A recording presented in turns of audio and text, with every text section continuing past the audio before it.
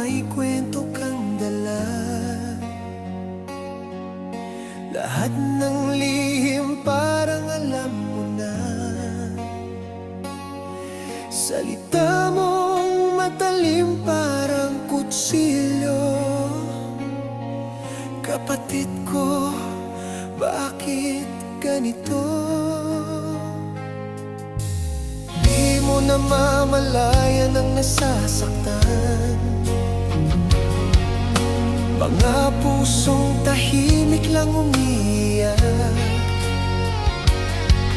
Ang dila'y maliit pero makapangyarihan. Pwede ring magdala ng kapahamakan.